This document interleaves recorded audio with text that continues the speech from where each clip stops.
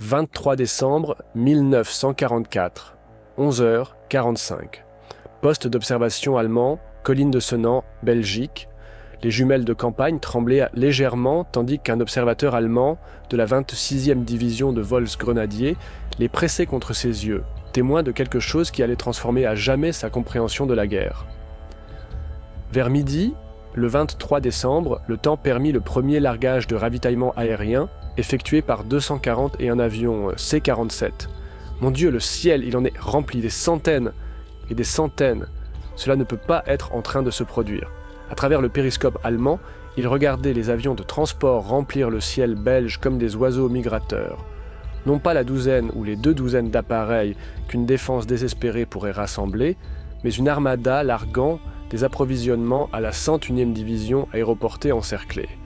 Jusqu'au 23 décembre, le temps avait empêché le ravitaillement. Mais maintenant, les Américains faisaient la démonstration d'un niveau de supériorité aérienne qui faisait paraître les plus grandes victoires de la Wehrmacht comme un souvenir lointain. Les soldats de la 26e division de Volksgrenadiers du général-major Heinz Kockott observaient depuis leur position de siège, tandis que des parachutes colorés s'épanouissaient dans le ciel hivernal. Rouge pour les munitions, bleu pour les fournitures médicales, jaune pour la nourriture, blanc pour les approvisionnements d'hiver. La Luftwaffe entière ne pouvait pas monter une opération de cette envergure.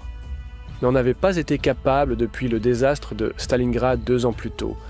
Pourtant ici, au-dessus d'une petite ville belge, les Américains déployaient nonchalamment une puissance aérienne qui dépassait tout ce que le Troisième Reich avait accompli, même à l'apogée de sa puissance. Les mathématiques de la défaite s'écrivaient non pas dans des manœuvres tactiques ou de braves dernières résistances, mais dans la simple et écrasante démonstration de la suprématie logistique américaine qui allait transformer des vétérans endurcis de la Wehrmacht en témoins de l'effondrement inévitable de leur propre empire. L'orage qui se prépare, l'offensive avait commencé avec une confiance suprême 7 jours plus tôt. Le 16 décembre 1944 à 5h30, les Allemands commencèrent l'assaut par un barrage d'artillerie massif de 90 minutes, utilisant 1600 pièces d'artillerie sur un front de 130 km. L'opération Wacht am Rhein, la garde sur le Rhin, le dernier pari désespéré d'Hitler pour diviser les armées alliées et reprendre le port vital d'Anvers, avait initialement dépassé toutes les attentes. Général-major Heinz Kockott, 26e division de Volksgrenadiers. Durant les heures du soir du 15 décembre, les derniers mouvements de troupes eurent lieu. Il faisait froid et sombre. Les chemins étroits de l'Eifel, dont certains étaient couverts de glace, étaient densément encombrés de troupes et de véhicules qui avançaient vers leur position de départ et leur position de tir. On avait dit aux soldats que c'était le moment du destin de l'Allemagne. Le Führer lui-même avait planifié cette offensive, leur promettant que les Américains, faibles et décadents, s'effondreraient devant la détermination allemande. Leurs lignes dans les Ardennes étaient tenues par des troupes inexpérimentées et des divisions épuisées envoyées là pour se reposer. La Wehrmacht les transpercerait comme au jour de gloire de 1940 quand les armées allemandes avaient conquis la France en 6 semaines.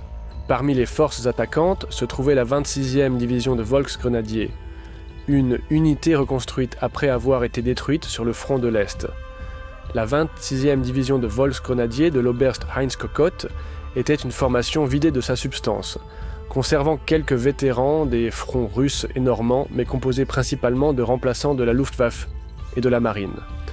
Malgré leur composition hétérogène, le moral était élevé.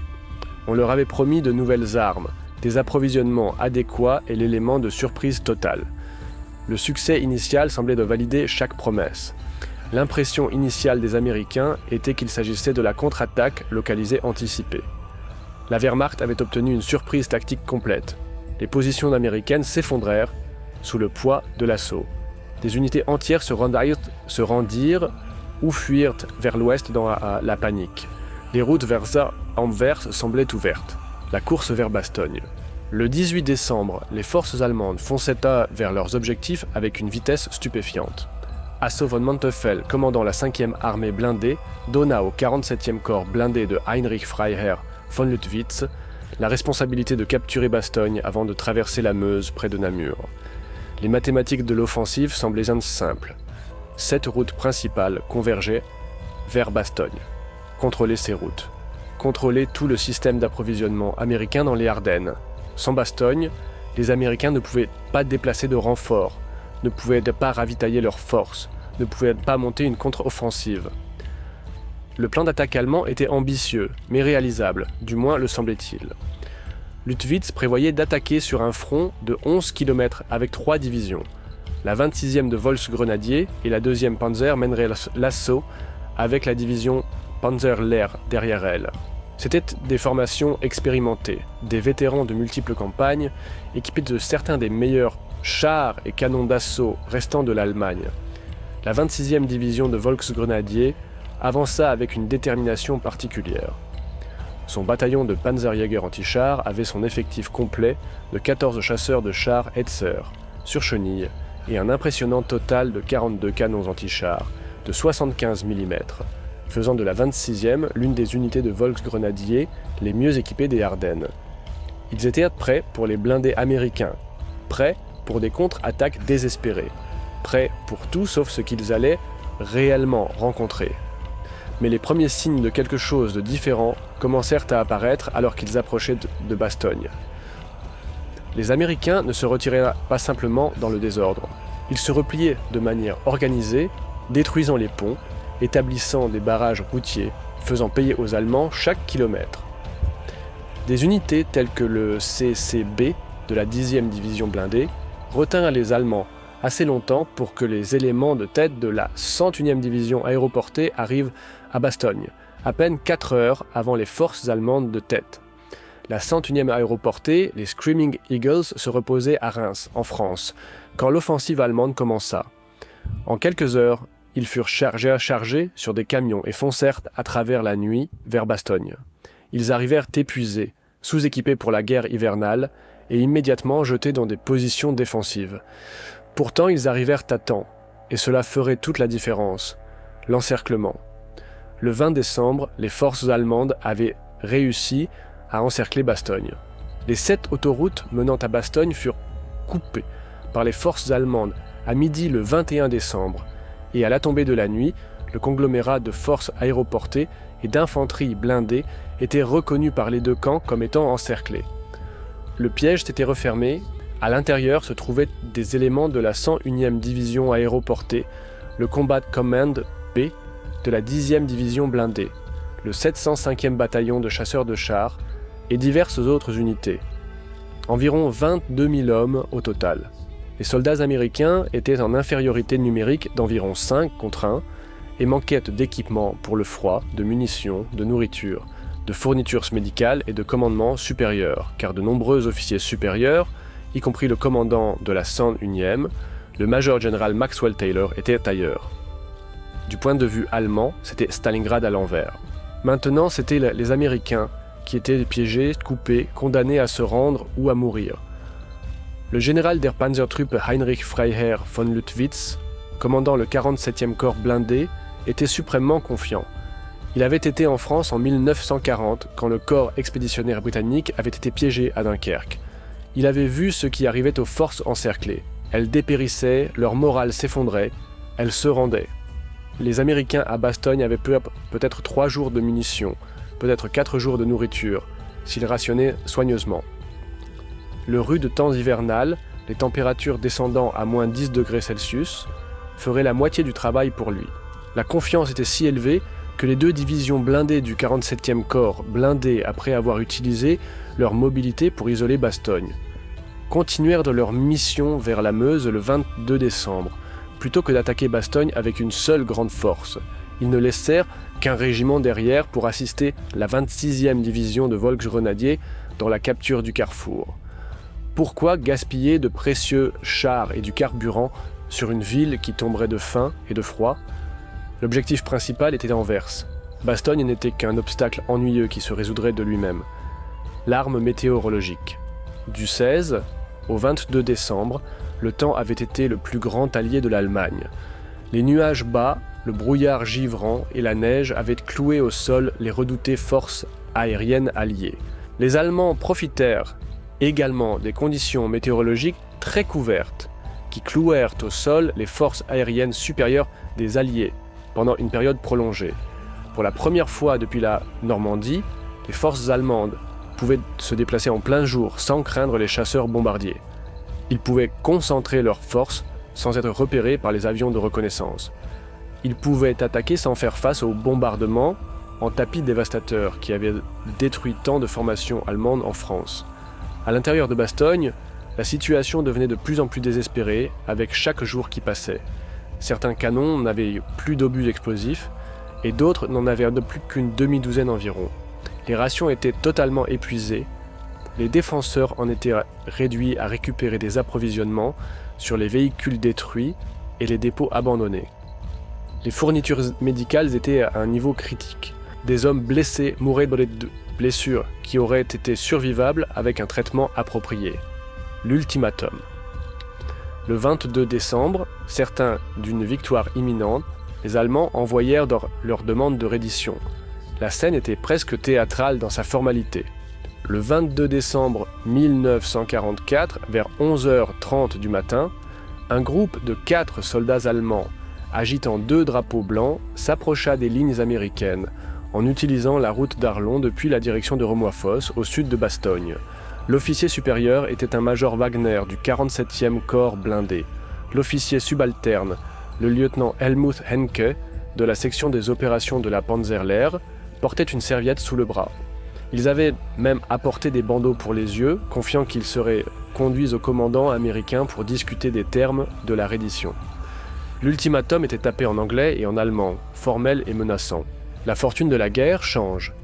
Et cette fois, les forces américaines dans et près de Bastogne ont été encerclées par de puissantes unités blindées allemandes. D'autres unités blindées allemandes ont traversé la rivière Ourthe près d'Orteville, ont pris marche et atteint Saint-Hubert, en passant par Ompré. Le message continuait en exigeant une reddition honorable dans les 2 heures, menaçant d'anéantissement total en cas de refus. Du point de vue allemand, ils étaient généreux, offrant aux Américains une chance d'éviter un massacre inutile. Quand la réponse américaine revint un seul mot, « Nuts », le commandement allemand fut véritablement perplexe. McAuliffe aurait répondu par cette déclaration cryptique « Nuts », une réponse qui dérouta quelque peu les Allemands au début.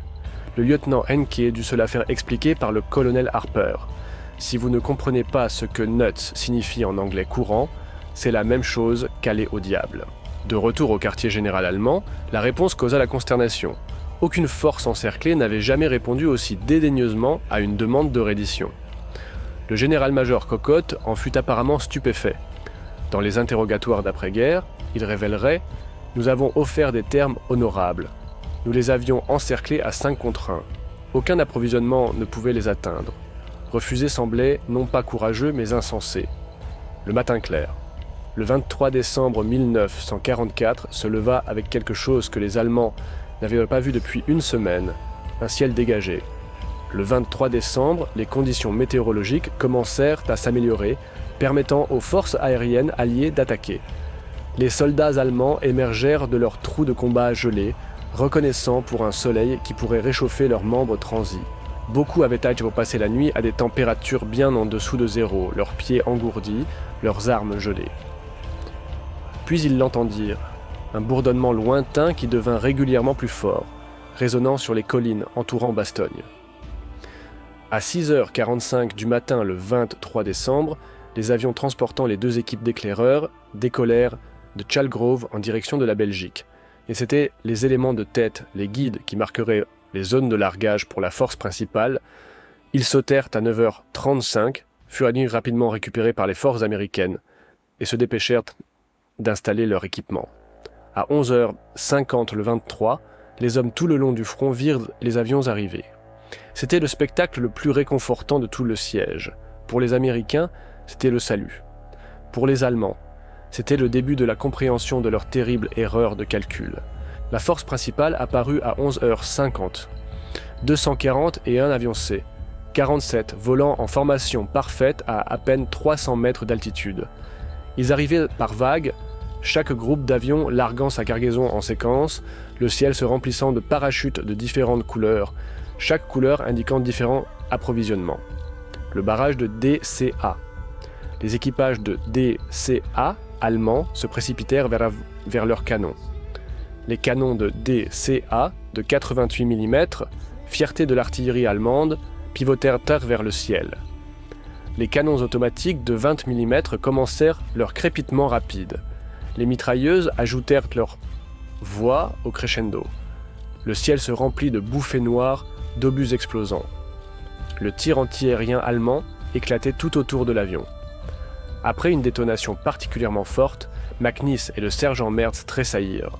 Un trou dans le fuselage montrait qu'un projectile ennemi était passé entre les deux hommes qui n'étaient qu'à quelques centimètres l'un de l'autre. Les avions américains volèrent droit à travers le barrage, maintenant leur formation avec une détermination presque suicidaire. 14 C-47 furent perdus en route ou au-dessus de la zone de largage, abattus ou si gravement endommagés qu'ils s'écrasèrent. Mais pour chaque avion qui tombait, 15 autres continuaient leur route, portes ouvertes, colis dégringolant dans le ciel de décembre. Les soldats allemands regardaient avec incrédulité les avions endommagés, moteurs fumants, ailes déchirées par la DCA, maintenir leur cap assez longtemps pour larguer leurs approvisionnements avant de virer ou de s'écraser. Un C-47, son empennage complètement englouti par les flammes, vola directement au-dessus des positions allemandes, l'équipage poussant les colis de ravitaillement jusqu'au tout dernier moment, avant que l'avion ne pique dans la forêt. L'arithmétique de l'abondance.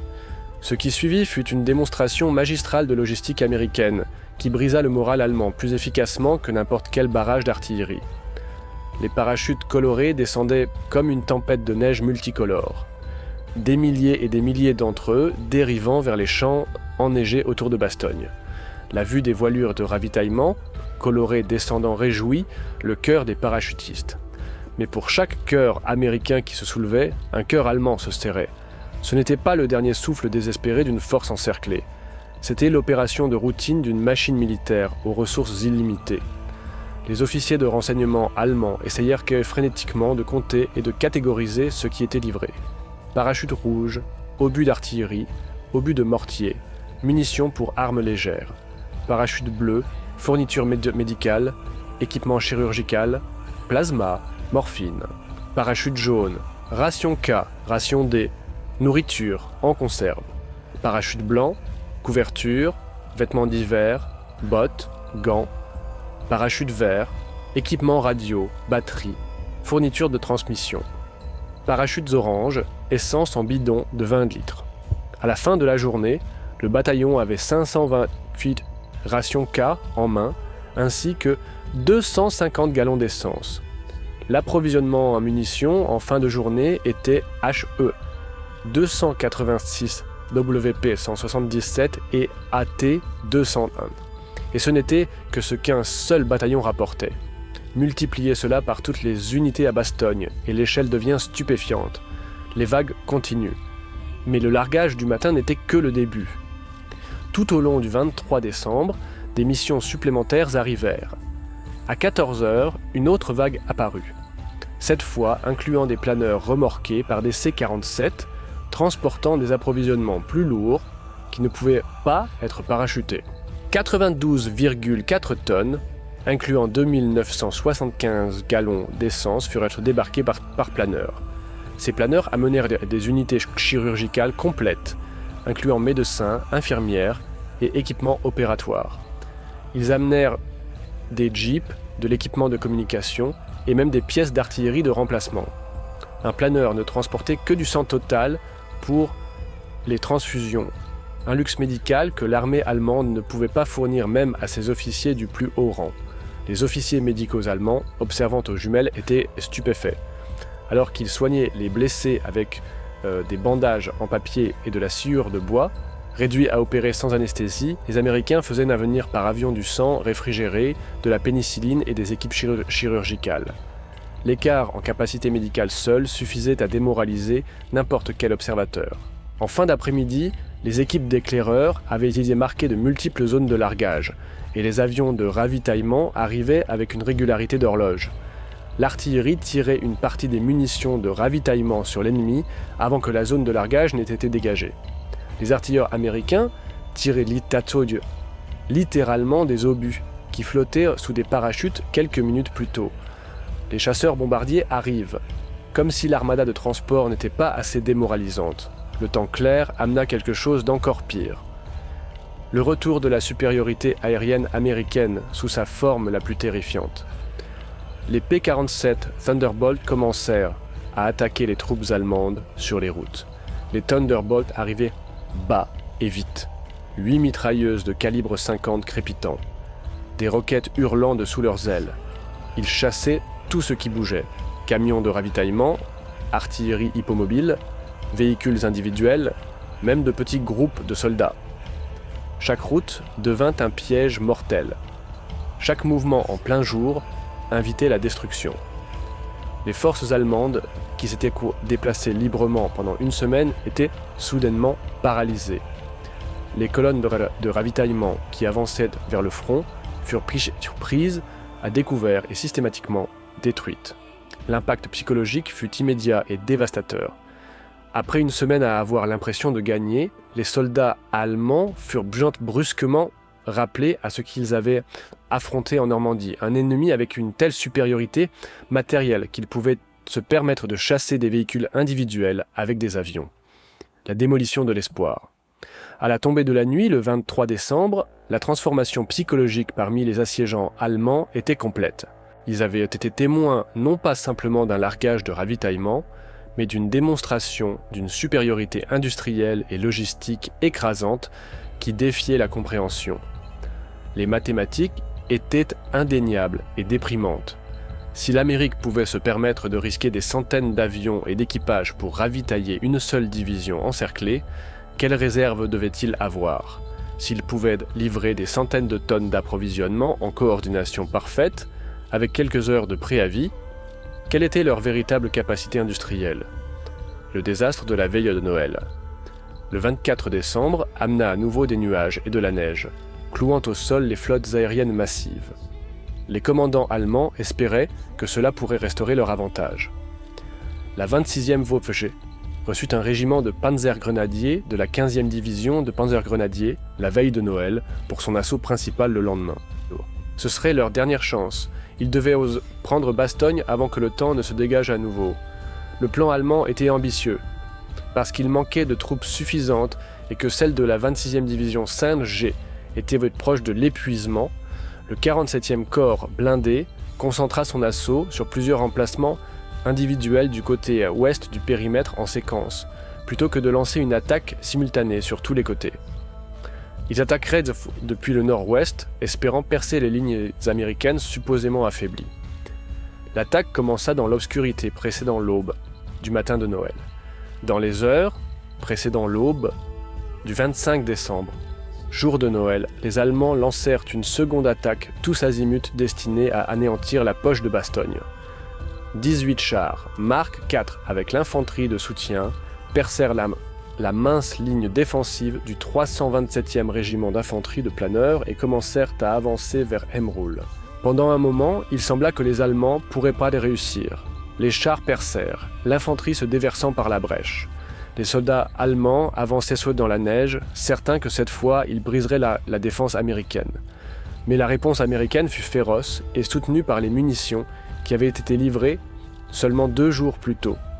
2 chars réussirent à échapper au feu meurtrier du 463e, mais furent détruits par une force blindée de déploiement rapide, envoyée par le quartier général de la division. Des 18 chars qui commencèrent l'assaut, aucun ne survécut à la journée. La percée de Patton, le 26 décembre, porta le coup final aux espoirs allemands. Le siège fut levé le 26 décembre lorsqu'une pointe avancée de la 4e division blindée et d'autres éléments de la 3e armée du général George Patton ouvrirent un corridor vers Bastogne. Dans l'obscurité grandissante, juste après 17 heures le jour suivant, le 26 décembre, les premiers éléments du combat commun air de la 4e division blindée percèrent l'encerclement allemand par le sud et levèrent le siège. Les premiers chars américains à entrer dans Bastogne appartenaient au 37e bataillon de chars, commandé par le lieutenant-colonel Creighton Abrams, qui commanderait plus tard toutes les forces américaines au Vietnam.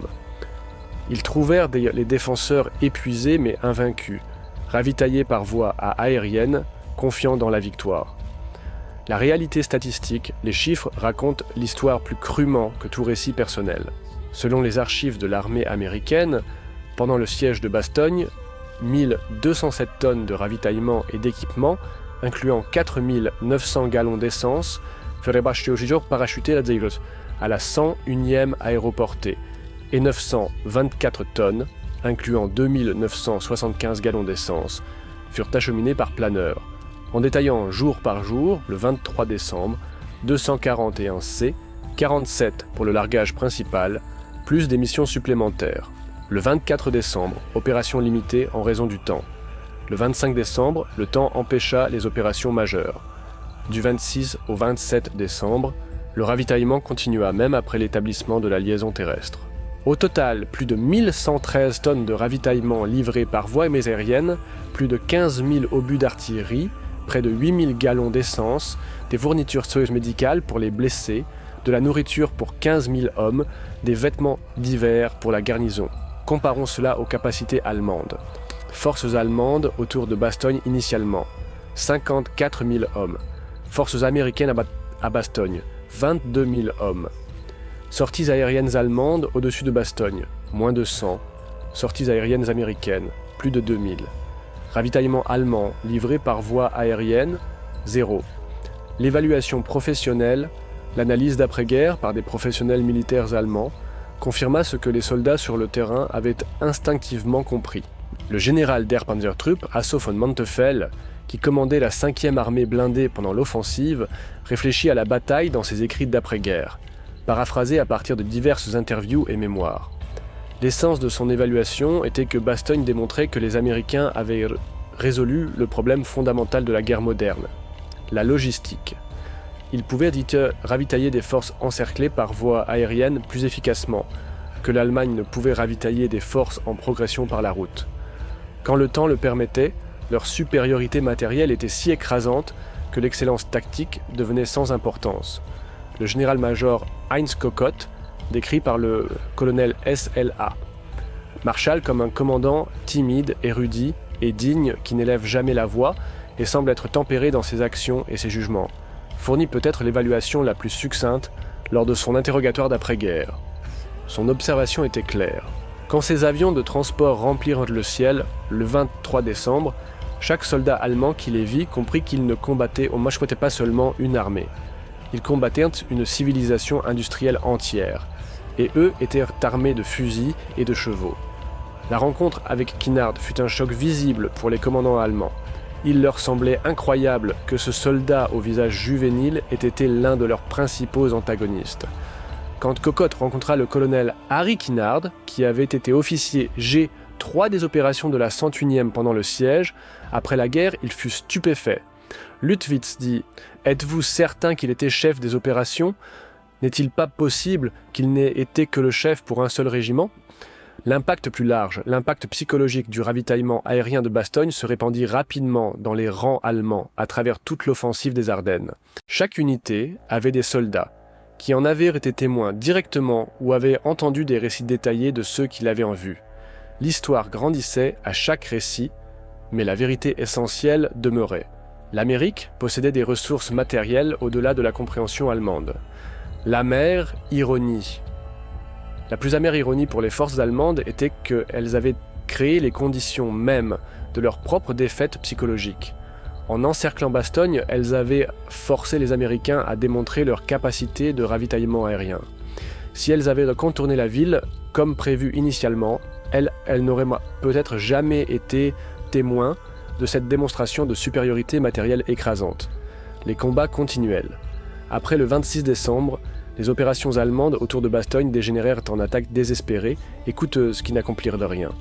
Hitler insistait toujours pour prendre Bastogne aussi vite que possible. Il ne pouvait accepter qu'une force américaine encerclée et non seulement survécue, mais ait été ravitaillée si efficacement qu'elle était plus forte après le siège qu'avant.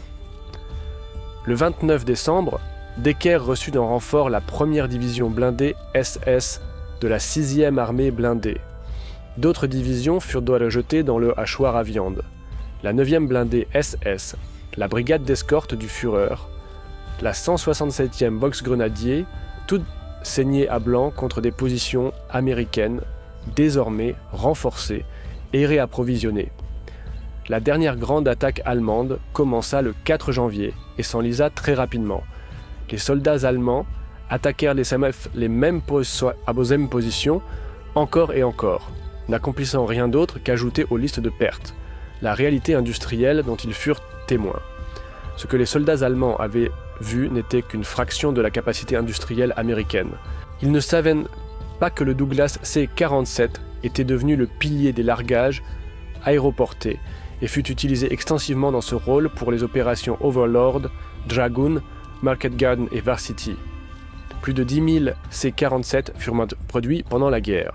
Les usines américaines produisaient des avions à des cadences que l'Allemagne ne pouvait égaler. Plus de 50 000 parachutistes furent largués par des C-47 pendant la guerre. La validation historique. L'histoire a validé l'impact psychologique du ravitaillement aérien de Bastogne sur les forces allemandes. Les historiens militaires le considèrent comme un moment charnière, non seulement dans la bataille des Ardennes, mais dans la démonstration de la futilité des opérations militaires conventionnelles contre une supériorité industrielle écrasante. L'histoire officielle de l'armée américaine note que les interrogatoires de prisonniers allemands après le 23 décembre montrèrent un changement de ton marqué. Avant le ravitaillement aérien, les Allemands capturés parlaient de revers temporaires et de victoire finale. Après avoir été témoins de l'armada aérienne, ils ne parlaient plus que de survie et d'espoir que la guerre se termine rapidement.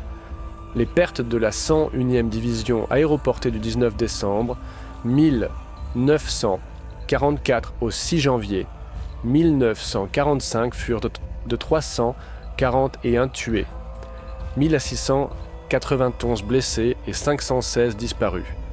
Bien qu'encerclés et en infériorité numérique de 5 contre 1, ils avaient subi des pertes relativement légères, témoignage de l'efficacité du ravitaillement aérien dans le maintien de leur capacité de combat. La leçon ultime. La 101e aéroportée ne se rendrait jamais parce qu'elle n'en avait pas besoin. Leur nation pouvait les ravitailler par les airs mêmes, transformant l'art ancien de la guerre de siège en une relique obsolète. Les soldats allemands qui regardèrent ces 241 C-47 le 23 décembre 1944, plus les vagues continues d'avions de ravitaillement, furent témoins non seulement du secours de Bastogne, mais de l'avenir de la guerre lui-même. Un avenir qui appartenait à la nation, capable de remplir le ciel d'avions aussi facilement que l'Allemagne pouvait remplir un champ de soldats. Ils avaient vu l'arithmétique de l'abondance américaine et dans ces chiffres était écrit le chapitre final du Troisième Reich. La guerre continuerait encore 5 mois. Mais pour ceux qui virent le ciel au-dessus de Bastogne se remplir d'avions américains, elle s'était terminée ce clair matin de décembre, quand ils réalisèrent que la 101e ne se rendrait jamais, non pas parce qu'ils étaient arquettes plus courageux ou de meilleurs soldats, mais parce que leur nation ne les laisserait jamais échouer. Les avions au-dessus de Bastogne ne firent pas que ravitailler la 101e aéroportée.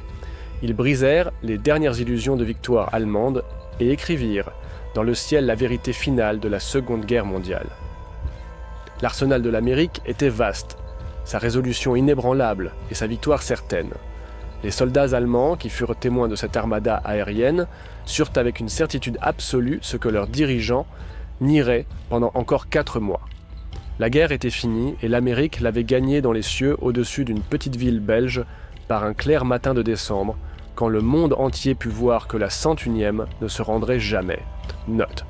Certaines perspectives de soldats allemands dans ce récit sont reconstituées à partir de positions d'unités documentées et de témoignages d'après-guerre, car les journaux individuels de soldats du siège sont limités dans les archives historiques. Tous les événements majeurs, dates, statistiques et déclarations de commandants proviennent de sources historiques documentées.